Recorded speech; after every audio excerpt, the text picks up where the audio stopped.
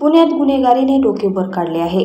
खराडी येथे एका महिलेला जिवंत जाळण्याचा प्रयत्न करण्यात आल्याची घटना ताजी असताना आता एका पतीने आपल्या पत्नीला चारित्र्याच्या संशयावरून उंदीर मारण्याचे औषध पाण्यात प्यायला देऊन तिचा खून करण्याचा प्रयत्न केला। या प्रकरणी पोलिसांनी पती, सासू सासऱ्यांसह 6 जणांविरुद्ध गुन्हा दाखल केला आहे।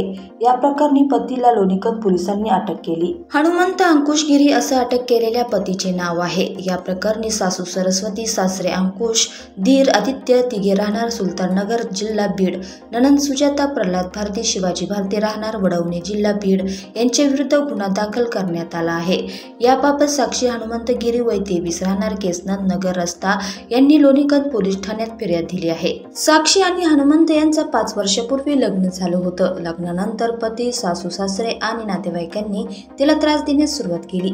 तिचा शारीरिक आणि मानसिक छळ केला। तसेच हनुमंतने पत्नीच्या चारित्र्याचा संशय घेत त्यामुळे त्याने उंदीर मारण्याचे औषध पाण्यात टाकून ते पाणी साक्षी यांना पिण्यासाठी देत त्यांच्या खुनाचा प्रयत्न केला, असे फिर्यादीत नमूद केले आहे।